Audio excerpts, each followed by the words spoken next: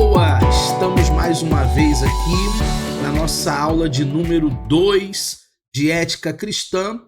Eu sou Eduardo Maciel, professor de vocês. Nós estamos também ao vivo com a nossa turma de Nova Iguaçu, os nossos alunos também de Queimados e pessoas espalhadas por todo o Brasil que estão se juntando com a gente nessa segunda aula de Ética Cristã. Eu espero que você tenha assistido a primeira.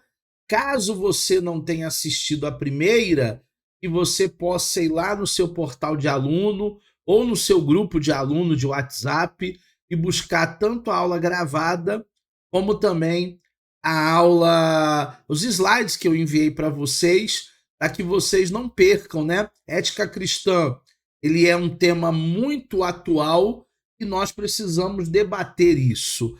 Na aula passada, a gente falou sobre o conceito de ética. Hoje a gente vai falar ainda um pouco mais sobre essa etimologia ética, sobre essa definição. Hoje eu vou trazer até a definição da ética cristã. Na aula passada, nós falamos de definição de ética como uma coisa mais ampla. Hoje eu vou trazer a definição da ética cristã, já restringindo aí para o que eu quero falar com vocês nesta aula.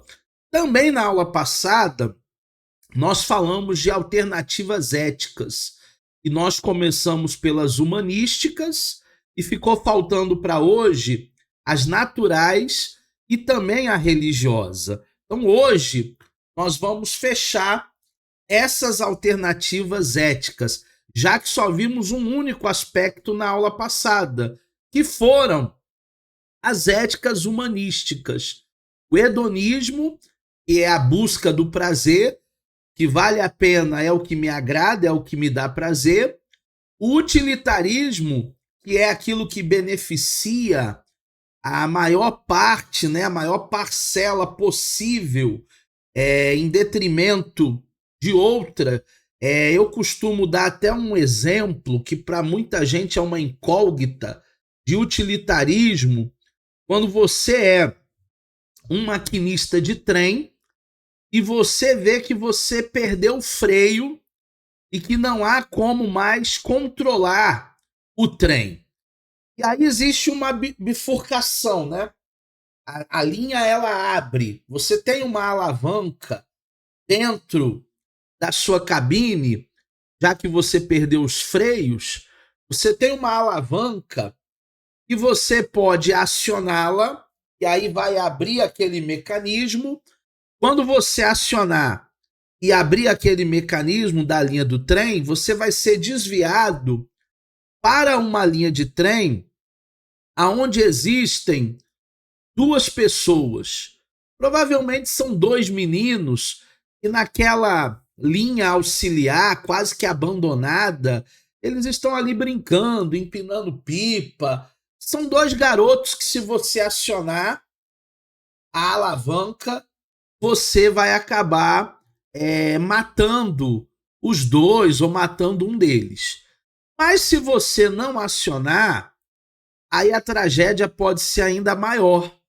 Porque se o trem continuar naquele curso, existem mais à frente trabalhadores que estavam ali esperando justamente aquele trem para que eles fossem ali rendidos, né? Um certo número de trabalhadores estava dentro do trem para cumprir o seu turno e um outro grupo de trabalhador estava ali no final da linha férrea trabalhando até chegar esse trem que iria levá-los de volta. Era mais ou menos uns 50 homens ali no meio dos trilhos trabalhando. E aí, dentro de uma ética utilitarista, né, dentro de um utilitarismo que vai beneficiar o maior número de pessoas, qual é o raciocínio? Obviamente, o raciocínio é você ativar a alavanca para, ao invés de você matar 50 trabalhadores, você apenas matar, se for o caso de matar mesmo, duas crianças, dois meninos que estão ali numa linha de trem brincando. Ao invés de tirar a vida de 50 trabalhadores, eu vou ter que puxar a alavanca e matar dois meninos. Essa seria uma ideia, esse seria o racional de uma ética utilitarista. Talvez você diga assim, eu faria a mesma coisa. Em detrimento de matar 50, matar só dois, ainda que sejam crianças, ainda que sejam meninos, eu também prefiro ceifar a vida de dois do que ceifar a vida de 50. Concordam com isso? Jane, Jaqueline, Charles, Silas, Suelen, Leandro, Carlos. Concorda que melhor do que matar 50 é matar dois? Quem concorda? Concorda. Todo mundo concorda com essa ética utilitarista. Mas e se essas duas crianças forem os nossos filhos? E se essas duas crianças forem os filhos do próprio maquinista? O maquinista, ele sabe que naquele horário, geralmente o filho vai brincar naquela linha férrea que está até desativada, mas por uma coincidência eles estão ali brincando. Será que esse maquinista acionaria esse sistema, essa alavanca, sabendo que naquela linha alternativa o seu filho sempre brinca ali? Quando é nosso filho, carne da nossa carne, né? A coisa, ela muda de figura. O exercício é justamente isso. Vai morrer 50 ou vai morrer o meu filho? E aí que nós acabamos entrando aí em uma discussão ética dentro do utilitarismo. Nós vimos também na aula passada o existencialismo, que é basicamente pessimista: comamos, bebamos, façamos aquilo que nos dá vontade, façamos aquilo que o nosso bel prazer acaba nos levando, porque nós não sabemos nem se a gente vai estar vivo amanhã. Então é a ética utilitarista dentro do aspecto das éticas humanísticas. Hedonismo, a busca do prazer; utilitarismo, beneficiar o maior número de pessoas; e existencialismo, uma ética extremamente egoísta e pessimista. Na aula de hoje, nós vamos continuar falando dessas éticas em alternativas éticas, e hoje nós vamos falar da ética natural e da ética religiosa. Esse nome, ética natural, geralmente é dado a um sistema ético que toma como base o processo e as leis da natureza. O certo é aquilo que é natural. A natureza nos dá um padrão e nós devemos seguir esse padrão. Quando falamos em natureza, vamos imaginar, por exemplo, um ditado popular que diz assim, você já deve ter ouvido muito: um dia da caça, outro dia do caçador. Já ouviram isso? Quem ouviu? Dia da caça, um dia do caçador. A Sueli está dizendo que sim. O pessoal está dizendo que sim também. Eu nunca vi no mundo animal, no Discovery Channel, uma zebra com um leão na boca. Eu nunca vi uma zebra com um leão na boca. Geralmente é sempre o leão com uma zebra na boca. Então, um dia da caça, um dia do caçador, parece nessa relação zebra-leão, não vai existir. A ética natural, ela observa justamente o que a natureza nos traz.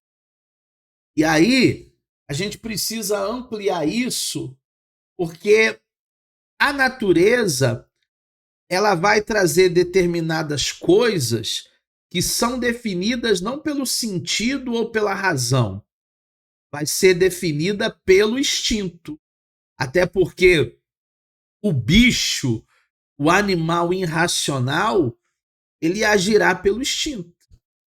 A natureza, numa primeira observação, ensina que somente os mais aptos sobrevivem. E os fracos, os doentes, os velhos, debilitados, eles vão cair e desaparecer à medida que a natureza evolui. Logo, tudo que contribui para a seleção do mais forte e a sobrevivência do mais apto é certo, é bom. E tudo aquilo que dificultar é errado, é mal. Então a ética utilitarista, ela tem como base, turma, os mais fortes, os mais aptos, os mais inteligentes, aqueles que tiram as melhores notas, aqueles que são mais habilidosos, aqueles que têm um conhecimento mais avançado, aqueles que têm uma técnica que ninguém tem. Quem vai sobreviver nesse mundo tão desigual? Porque equidade nós não temos nenhuma. O mais forte, o leão, o mais sagaz, a serpente, o mais vivo. Essa ética utilitarista sempre vai visar isso. Muita gente vai dizer assim: o mundo é dos espertos. É uma ética natural. Essa ética natural, ela vai focar exatamente nessa seleção. Por incrível que possa parecer, essa ética ela teve vários defensores, filósofos, como Trísamaco, sofista contemporâneo de Sócrates, Maquiavel, aquele que escreveu O Príncipe, o Marquês de Sade. Modernamente, existem pessoas que flertam com essa ética natural, Nietzsche, e alguns deterministas biológicos, como Herbert Spencer e Julian Huxley. Todos eles são simpáticos a essa ética do mais forte, do mais preparado, do melhor. Dentro desse mundo de desigualdades, quem vai levar é quem chegar na frente. Quem vai conquistar será sempre o número 1. Ah, mas e o número 2? O número 2 é o primeiro dos perdedores. A realidade dentro de uma ética natural é essa. Ah, mas e o vice-campeão? Vice-campeão é apenas o primeiro perdedor. Porque o que interessa é o mais forte, é o melhor, é aquele que ganha campeonato.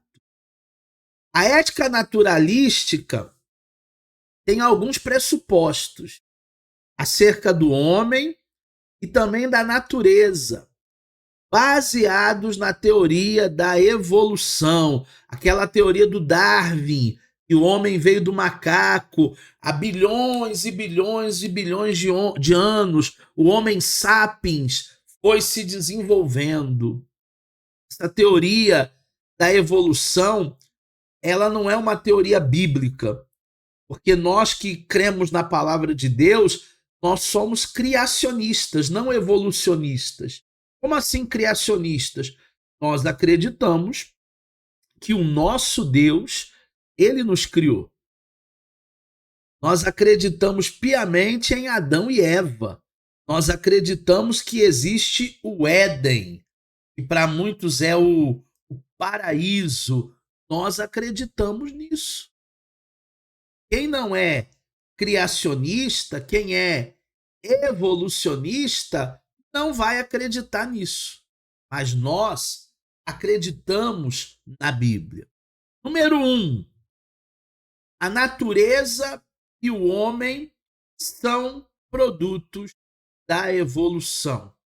Para a ética natural, tanto a natureza como nós estamos evoluindo. Somos produto da evolução. Número 2, a seleção natural é boa, é certa, boa e certa. E te considerava como virtudes reais a severidade, o egoísmo, a agressividade e os vícios e as coisas más, o amor, a humildade e a piedade. Olha a cabeça do Nietzsche dentro de uma ética natural ou naturalística. A seleção natural é boa, o mundo é dos mais fortes, dos mais preparados, daqueles que gastaram boa parte dos seus anos aí se preparando para determinada coisa e venceram e evoluíram e progrediram. Agora, coisas que nós achamos que não são boas para o ser humano, como a severidade. Você vê, por exemplo, a severidade do pai do Michael Jackson. Michael Jackson, quando era criança, ele não podia brincar, porque o pai colocava ele horas e horas para ensaiar e depois para fazer show. Esse pai fez tão mal para a cabeça daquelas crianças, os conhecidos Jackson 5, e depois que o Michael Jackson se torna um adulto independente, ele vai querer ser criança. Ele vai retroceder. E aí ele constrói um parque de diversão dentro da sua casa porque era a sua dor. A severidade do pai do Michael Jackson lhe causou muito sofrimento. E Nietzsche vai dizer que isso é uma virtude, severidade, egoísmo. Ah, você tem que ser egoísta mesmo. Você tem que pensar mais em você. Agressividade. Dentro da ética natural são coisas boas. Coisas ruins é o amor. Coisas ruins é a humildade. Coisas ruins é a piedade. Aí é que muitas vezes nós que amamos, que somos piedosos, que somos humildes, somos passados para trás, somos enganados, somos traídos, ludibriados. Isso não é bom, segundo a ética natural. Pode-se perceber a influência da ética naturalística claramente na sociedade moderna. A tendência de legitimar a eliminação dos menos aptos se observa nas tentativas de legalizar o aborto, de autorizar a eutanásia, em algumas circunstâncias. Os nazistas, por exemplo, eliminaram as pessoas doentes mentais e esterilizaram os inaptos biologicamente. Turma, dentro de uma ética natural, em um cenário de guerra, na fuga de um exército, se um colega ficar ferido, ele vai morrer no campo de batalha, porque poucos soldados vão colocar ele nas costas, no braço e vão carregá-lo. Ah, mas por quê? Porque serão alvos fáceis. Tem um exército inimigo vindo atrás de mim, vindo atrás do meu exército. E aí eu vou perder tempo carregando alguém moribundo, alguém que foi atingido. Eu vou deixar ele morrer no campo de batalha e eu vou salvar a minha vida. Essa é a tendência dessa ética natural. É por isso que alguns vão levantar a bandeira do aborto, meu corpo e as regras, como diz as feministas. É por isso que alguns vão levantar a bandeira da eutanásia. O que é a eutanásia? É você abreviar a vida de alguém que está em estágio terminal. Alguém que está com câncer, alguém que está com uma enfermidade muito irreversível, né? A medicina já até os desenganou. E aí, para aliviar o sofrimento da pessoa, aplica-se uma injeção e abrevia-se a vida da pessoa. Estava até vendo uma série esses dias e no último episódio ele fez uma carta a um dos protagonistas da série pedindo para quando o câncer já tivesse espalhado no corpo dele e ele sentindo muita dor e tomando ali anestésicos, ele pediu então para abreviarem a vida dele e fazerem a eutanásia. Isso mostrou claramente ali uma vontade dele, a família respeitou dentro de uma ética natural. Sade defendia, é outro teórico chamado Sade, a exploração dos mais fracos, em especial as mulheres. Os nazistas defendem o conceito de uma raça branca, germânica, dominadora, justificando assim a eliminação dos judeus e também de outros grupos. E ainda hoje nós vamos encontrar pichações neonazistas nos muros em São Paulo contra negros, contra nordestinos, né? Xenofobia e contra pobres. Justamente porque pobre, nordestino, negro, índio, mulher são aqueles considerados dentro de uma ética natural os mais fracos. E se são mais fracos, então, quanto antes eles precisam ser eliminados, eles precisam ficar para trás, porque senão eles podem atrapalhar o processo, o andamento de alguma coisa. Fala, Jane, pode abrir o microfone que eu te ouço. Boa noite. Aproveitando que sobre a eutanásia, né? A gente antecipa o fim da vida, não sabendo o final, né? Que só pode tirar a vida é Deus. Uma pessoa com um aparelho é de vida porque está ligado a um aparelho. Ela decide não mais manter o também seria considerado ou não? O desligamento dos aparelhos por morte cerebral, não. Porque aí a pessoa já teve constatada a morte cerebral. Nós não estamos abreviando a vida dela. Cerebralmente, ela já morreu. É só os órgãos que estão funcionando e podem ir depois até para doação, para transplantes, para salvar outras vidas. A eutanásia é um pouco diferente. A eutanásia, a pessoa ainda vive, a pessoa ainda raciocina, a pessoa ainda toma decisões, mas ela mesmo assim pede para que a vida dela seja abreviada. Então a morte cerebral já morreu, já se esgotaram as possibilidades ali, só está nos aparelhos tendo uma sobrevida ali, mas a própria família sabe que não vai voltar mais. Deu para entender? Deu. Beleza. Ainda em ética natural, consciente ou não, as pessoas elas seguem essa ética naturalística da sobrevivência dos mais aptos e da destruição dos mais fracos. Como assim? Ué, concurso público, prova do Enem, é uma seleção. Quem é que vai entrar? Igual meu filho agora teve o privilégio de ter uma belíssima nota no Enem. Se eu não me engano, ele tirou 840 e aí ele conseguiu uma faculdade que o aceitasse com aquela nota.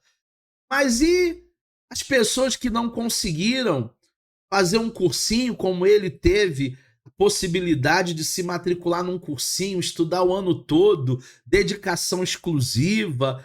E as pessoas que estudaram a vida toda em escola pública, com greve, sem professor. Será que essas pessoas vão chegar no Enem e vão tirar 840, 900, 1000? Gente, é muito difícil. Claro que existem casos de superação, mas aí é o ponto fora da curva. Aí é a exceção, não é a regra.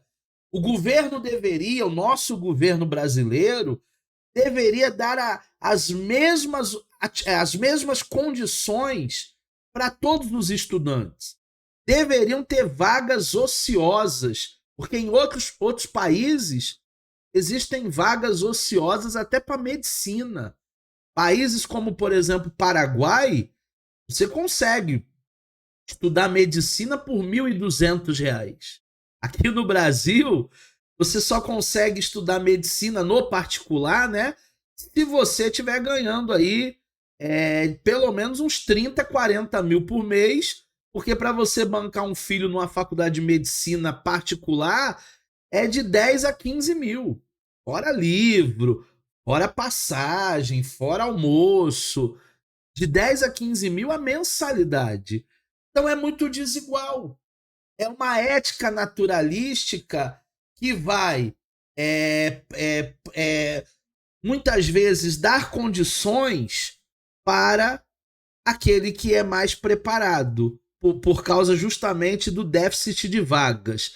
Então, mais preparado, aquele que teve um privilégio de estudar a vida toda numa escola particular, ou fez um cursinho, aquele que teve mais condição, ele vai sair na frente de muita gente. E aí nós vemos, então, uma desigualdade.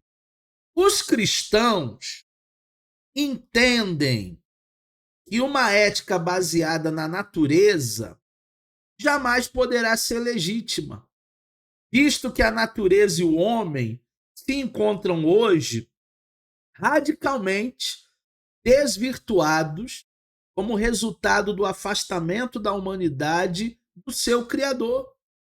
A natureza como a temos hoje se afasta do estado original em que foi criada. Não pode servir como um sistema de valores para a conduta dos homens. Ah, mas por quê, professor? Porque a natureza está decaída por causa do pecado de Adão. Hoje, por causa do pecado, a natureza ela foi corrompida. Então ela não pode ser padrão para ninguém. Talvez a natureza lá no Éden poderia, no tempo da inocência.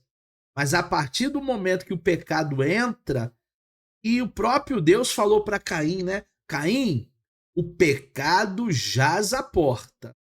A partir desse momento, turma, que o pecado entrou, a natureza ela não pode ser padrão. Ela não pode ser padrão porque a natureza está decaída por causa do pecado, por causa da morte. Então a ética humanística não pode ser um divisor de águas nem um padrão para nós, principalmente nós que somos cristãos.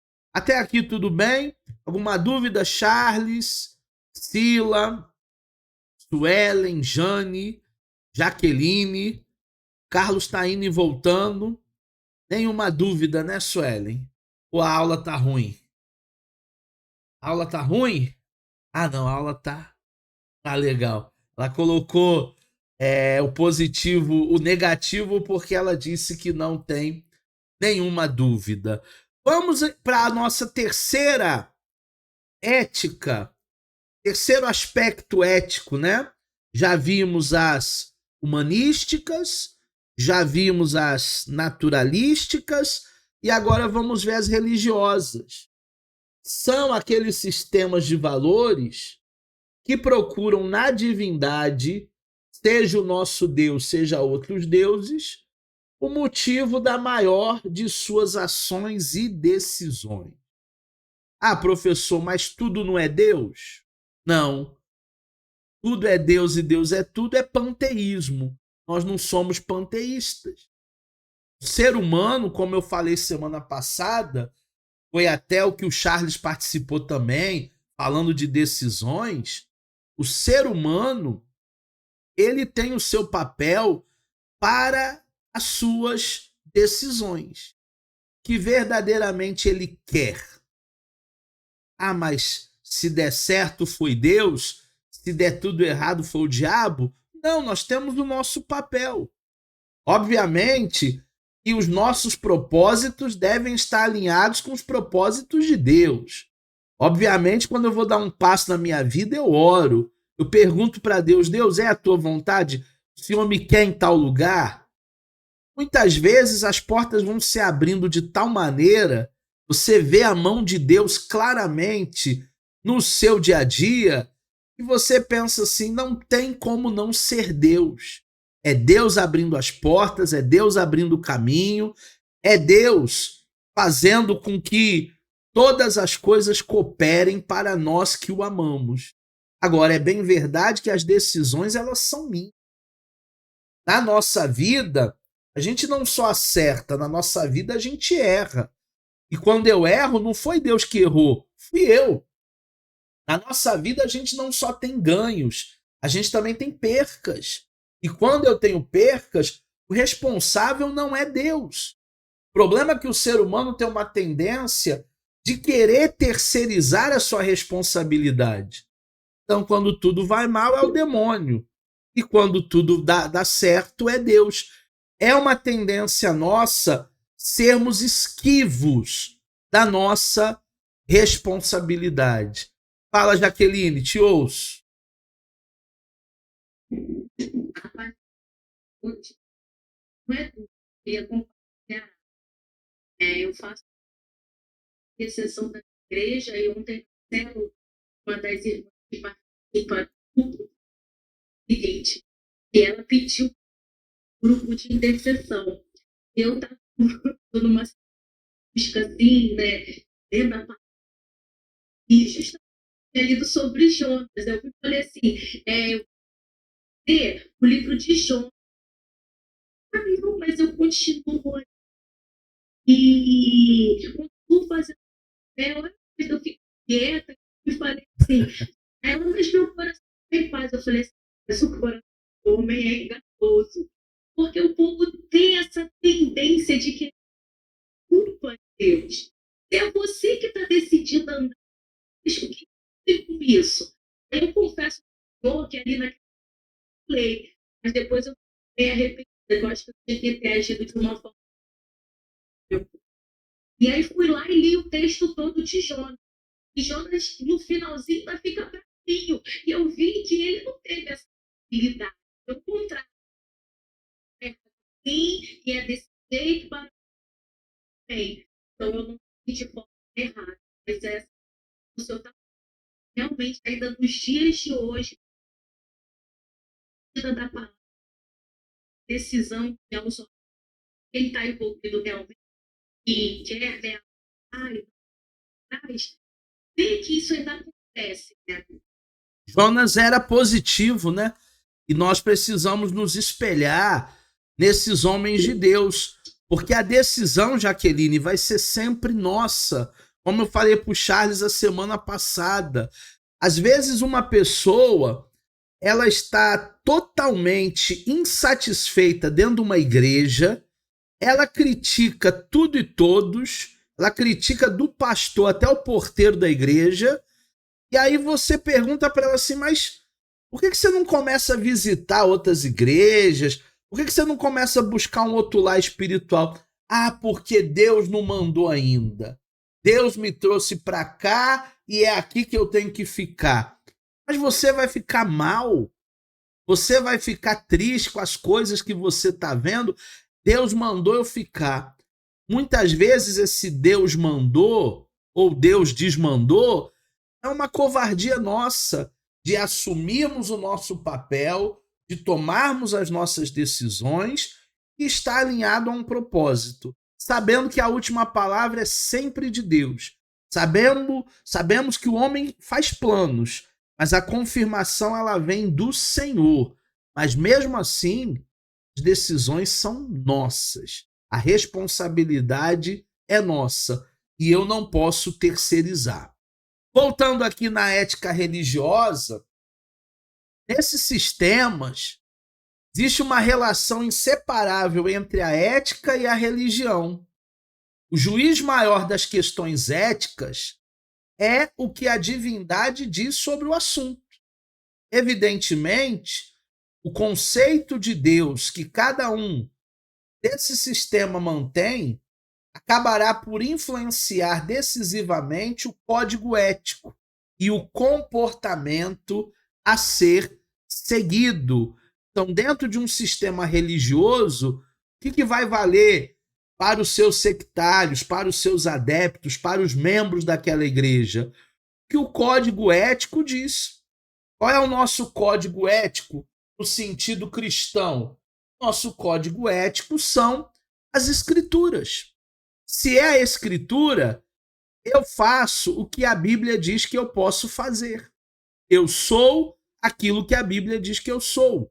Eu tenho o que a Bíblia diz que eu tenho. É o meu código de ética. Agora, se a Bíblia não fala nada, tem determinados assuntos que a Bíblia não diz. A Bíblia não fala. Eu vou até gravar um curso agora em 2025. A Bíblia não diz ou eu aprendi errado? É um curso que eu vou gravar de curiosidades bíblicas, de coisas que os pregadores vivem dizendo que está na Bíblia, igual aquele versículo que está em 2 Eduardo, capítulo 4, versículo 2.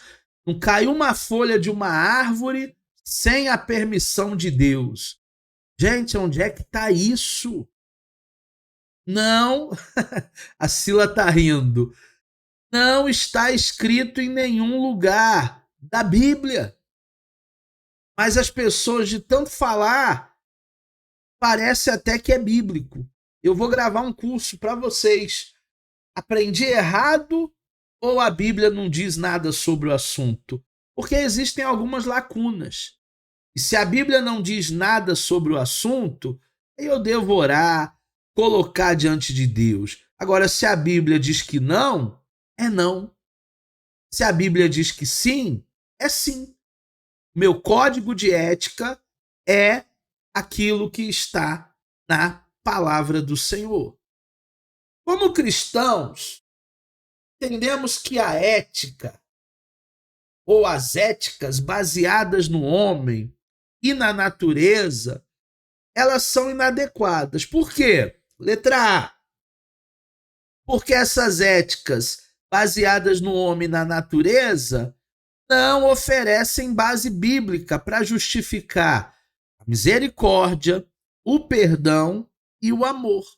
Se não há uma base bíblica para justificativa disso, eu não posso colocar os pés pelas mãos. A Jaqueline está dizendo no chat aí, né? Aquele exemplo que eu dei na aula passada, nada quebrado, nada fora do lugar, nada faltando. Teologia do coach, está na Bíblia? Não. Mas de tantos pastores repetirem isso, que é um mantra do Paulo Vieira, maior coach do Brasil, do método CIS, tantas pessoas falarem isso, uma experiência que ele teve com Deus, tudo bem. A experiência que você tem com Deus é você e Deus. Eu não posso chegar no púlpito e pregar e ensinar sobre as minhas experiências com Deus. Eu preciso incentivar o povo a ter as suas próprias experiências. Letra B. Estão em constante mudança e não tem como oferecer um paradigma duradouro. Tanto a ética baseada no homem, como a ética baseada na natureza, elas estão mudando o tempo todo. Por quê? Porque a natureza está mudando. Como é que está aí no Rio? Choveu hoje? Não choveu? Aqui, na cidade que eu estou em São Paulo, São José dos Campos, eu fiquei quase que 1h30 na porta da faculdade para voltar para o hotel, porque a cidade deu um nó de uma chuva que caiu 3 horas da tarde e foi uma chuva feia. O dia virou noite. Eu não estava conseguindo me enxergar um palmo na minha frente. Foi uma guerra para chegar aqui hoje e montar o equipamento aqui para dar aula agora à noite. Então você vê, no Rio não choveu, não está chovendo, calor, abafado. Aqui o dilúvio. A natureza muda constantemente. Os homens mudam constantemente. Não há paradigma, não há padrão para nós alicerçarmos uma ética, seja no campo natural, seja no campo humanístico. Deu para entender? Além da ética religiosa, ainda existe as éticas não religiosas, mas não cristãs. Ela está dentro das éticas religiosas, mas ela não é de profissão cristã. No mundo grego antigo, por exemplo, os deuses do Olimpo, eles foram concebidos especialmente como nas obras de Homero, similares aos homens, com paixões, desejos bem humanos e sem muitos padrões morais. Se você estudar um pouquinho a mitologia grega, você vai ver, né, a ideia desses deuses do Olimpo trazendo uma humanidade, coisas parecidas com os homens, paixões, amores. Tem também aí o mito dos semideuses, né? Que os deuses tiveram relacionamento com mulheres, com humanas, e aí nasceu uma criança que é um semideus, como Poseidon, por exemplo. Então são mitos. Essa mitologia, esse sistema é um sistema religioso, mas não é uma ética religiosa cristã. Além de dominarem as forças da natureza, o que tornava os deuses distintos dos homens é que esses últimos eles eram mortais. Então, o que distingue um homem de um deus? É que o homem morre. O homem é finito. E os deuses? Os deuses eles não morrem, são imortais. São infinitos.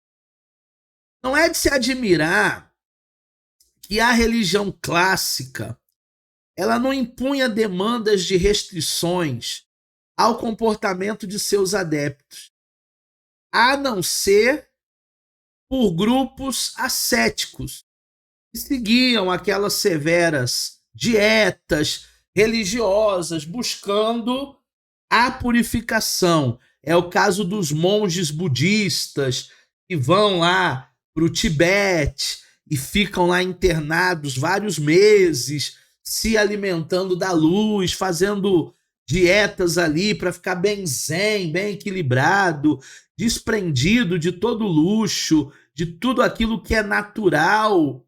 Enfim, com exceção desses homens aí, esses adeptos a grupos ascéticos, essa ética não cristã, religiosa, mas não cristã, ela não vai impor nenhum tipo de restrição, nenhum tipo de renúncia.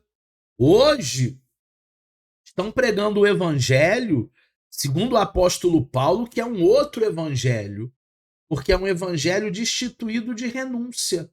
Você não precisa mais renunciar absolutamente nada. A porta está escancarada, a porta está larga. Vinde como estais e fique como estais. Isso é uma grande problemática. Isso é um grande problema dentro de um sistema ético cristão, não cristão, mas religioso. O conceito, por exemplo, hindu, de não matar as vacas, vem de uma crença no período védico. O período védico é o período que os escritos dos hinduístas, né, que é a maior religião da Índia, estavam sendo escritos. E associam as mesmas divindades do hinduísmo, especialmente Krishna.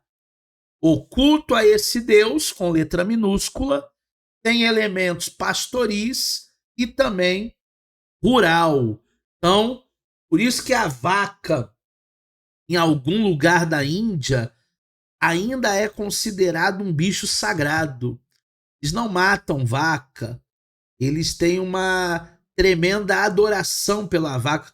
Quando a vaca está passando assim em um determinado lugar, eles adoram a vaca, eles dão liberdade para a vaca.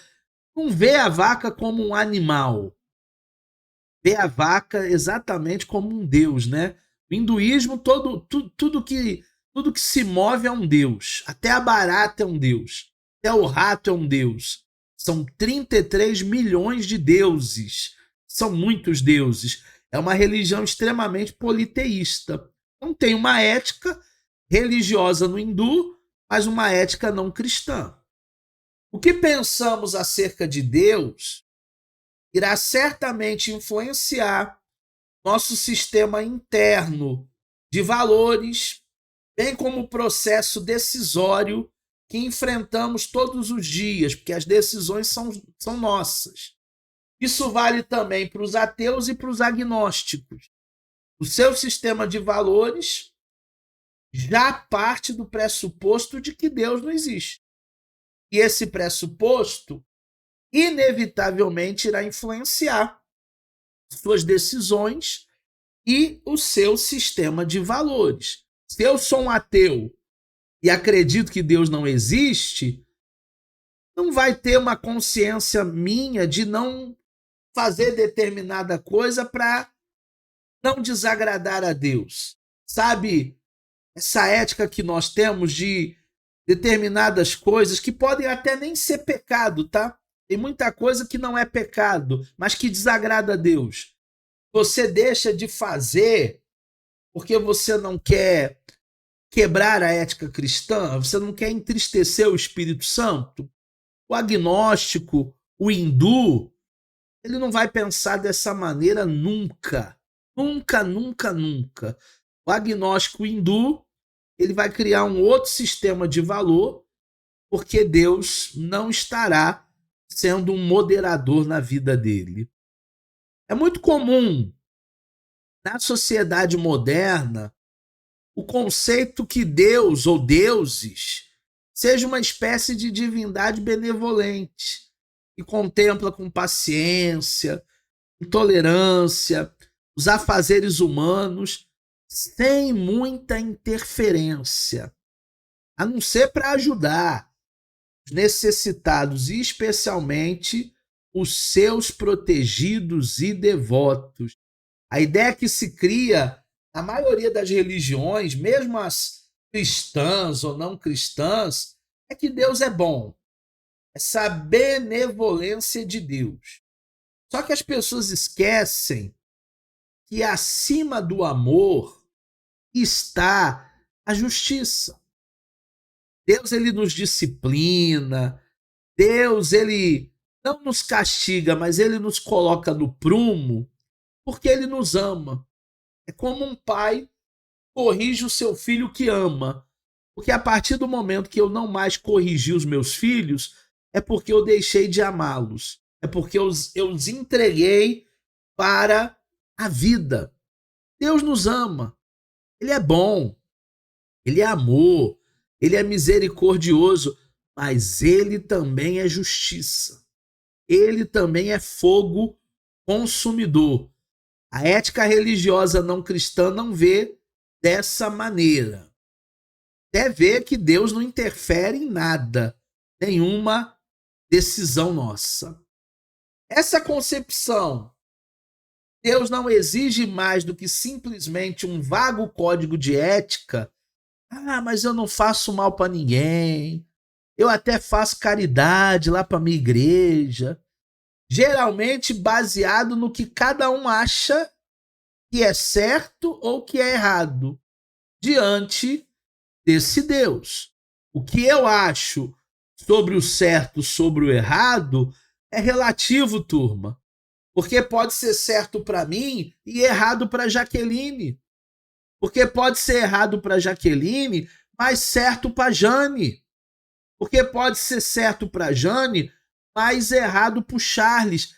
É relativo. Então, onde é que eu vou pautar a minha ética para saber do certo e do errado? Na palavra de Deus. Se a palavra de Deus diz que tudo bem, tudo bem. Se a palavra de Deus diz não, alto lá, então é alto lá. É isso que nós precisamos ter em mente sobre a ética cristã. A palavra dele será sempre o nosso balizador. Deu para entender? Dúvidas? Alguém quer falar? Abre o microfone, abre a câmera. Alguém quer participar? Todo mundo entendendo tudo? Então vamos nós. Ainda tem aula hoje. A aula não vai ser pequenininha, não. Vamos falar agora sobre definição de ética cristã.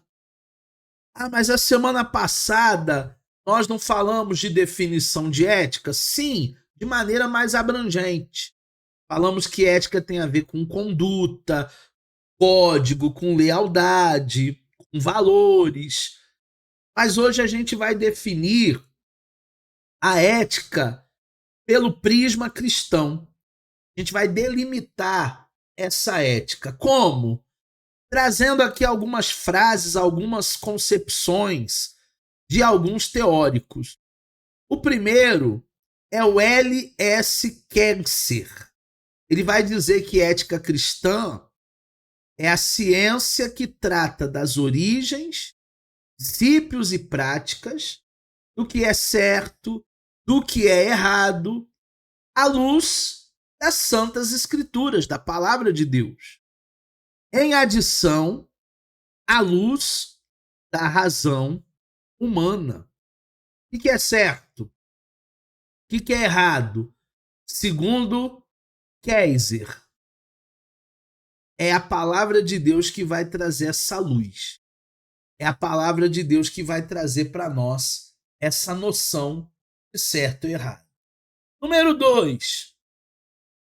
O Georgia Harkness.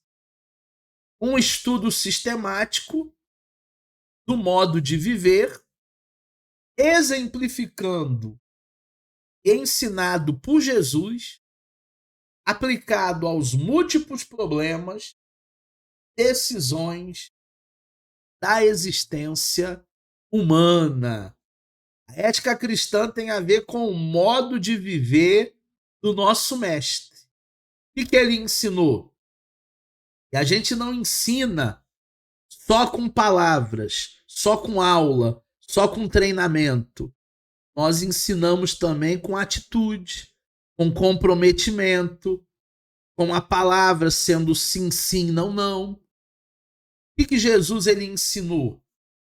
À luz dessa palavra é o que nós vamos praticar, replicar na ética cristã. Terceira definição, H. Barnett. A ética cristã é explanação sistemática do exemplo e do ensino moral de Jesus, aplicados à vida total do indivíduo na sociedade e realizados como auxílio do Espírito Santo. Até porque sem o Espírito Santo a gente não vai conseguir viver uma vida ética, mas com o Espírito Santo nós conseguiremos sim. Seremos mais éticos, seremos mais produtivos se nós tivermos a ajuda do Espírito Santo.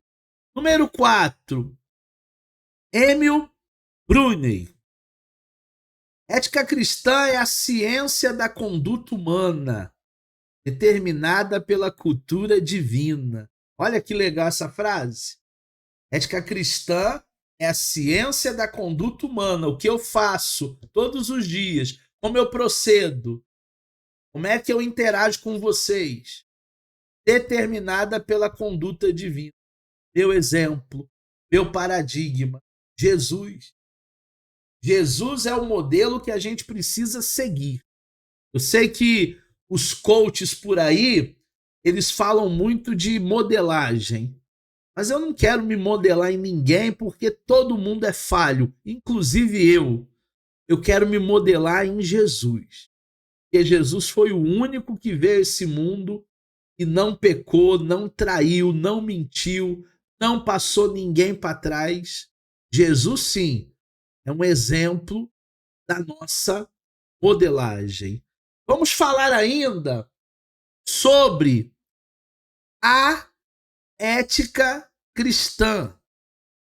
A ética cristã é o sistema dos valores morais associados ao cristianismo histórico e que retira dele a sustentação teológica e filosófica de seus preceitos. Então, a ética cristã, ela tem a ver com a nossa teologia, ela tem a ver com a nossa filosofia, ela tem a ver com a nossa conduta. A ética cristã é o conjunto de valores morais que encontramos unicamente na Bíblia, e é por esse manual que todos nós devemos regular a nossa conduta nesse mundo, diante de Deus, diante do semelhante e diante de nós mesmos. Quando a gente fala em conduta é muito legal, né? Porque tem gente que acha que conduta é só dentro da igreja. Dentro da igreja todo mundo é santinho, santinho de pau oco. A nossa conduta é diante do mundo que nem igreja frequenta. Diante de Deus que nos vê 24 horas por dia.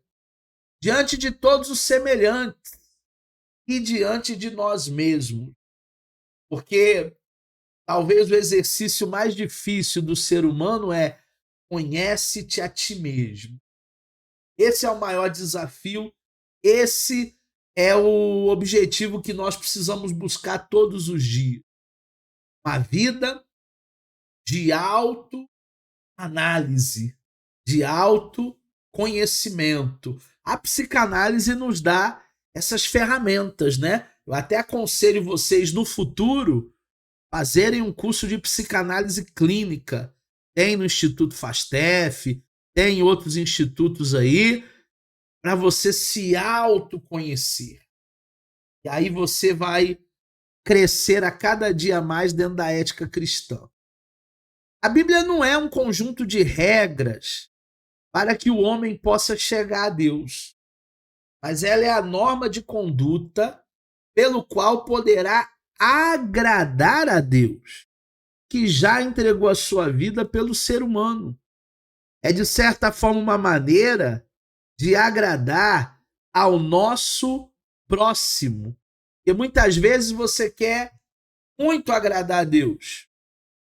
Mas João ele vai dizer: como é que vocês dizem que me amam se vocês não conseguem amar o seu próximo a quem vocês veem? Se vocês não amam alguém que está do teu lado que você vê, como é que você vai dizer que crê em mim a qual você não vê? É muito incongruente, né? Pessoas que na igreja dizem que é uma igreja de amor, que é uma igreja centrada no evangelho, e às vezes a gente não vê absolutamente nada disso, porque tudo é teoria, tudo é cântico, tudo é propaganda, é marketing, mas eles não estão agradando a Deus, muito menos ao próximo. Falta ética. Como as demais éticas, a ética cristã pode, a partir de diversos pressupostos, conceitos, que acreditam que estão revelados nas Escrituras sagradas pelo único e verdadeiro. São esses: a existência de um único Deus verdadeiro. Nós acreditamos que só existe um Deus, Criador dos céus e da terra.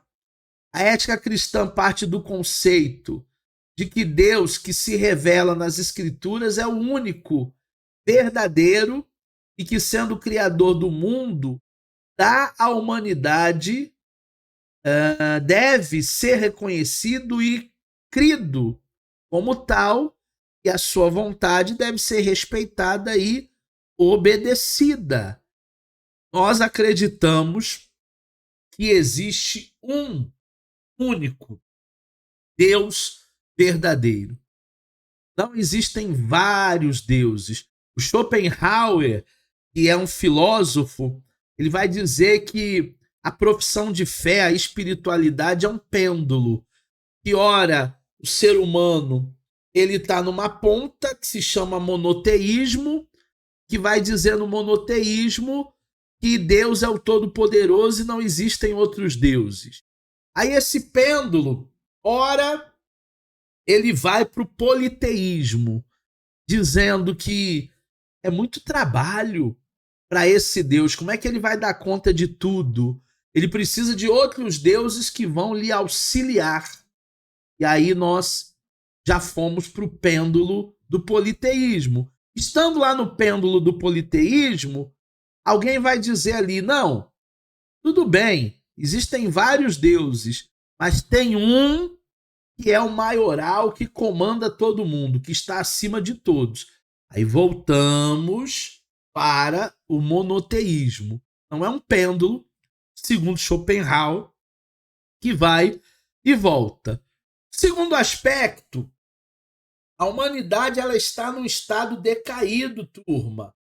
Diferente daqueles que fora criada, a ética cristã leva em conta na sistematização e sintetização dos deveres morais e práticos da pessoa, que as mesmas são incapazes por si próprias de reconhecer a vontade de Deus e muito menos de obedecê-la. Esse estágio decaído que nós vivemos é o que Paulo dizia: o que eu quero fazer eu não faço, mas o que eu não quero, isso eu faço, justamente por uma humanidade decaída, corrompida. Terceiro aspecto, o homem não é moralmente neutro. Ele está inclinado a tomar decisões contrárias a Deus, contrárias ao próximo, prejudicar um semelhante, passar para trás, trair, mentir. Esse pressuposto é uma implicação inevitável do anterior. Se a natureza humana é uma natureza decaída, o homem ele não é neutro. O homem ele não cai de gaiato. O homem ele não é inocente. Eu já vi muita gente falando isso. Principalmente, principalmente quando vive uma situação de queda no pecado.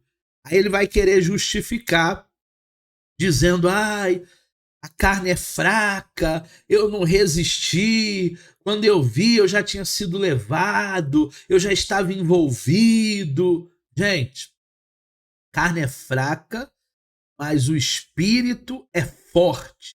E nós precisamos viver a palavra que nós pregamos. É muito fácil pregar. Agora, viver, aí é o grande desafio que todo ser humano precisa praticar. Mais um aspecto, Deus revelou-se à humanidade.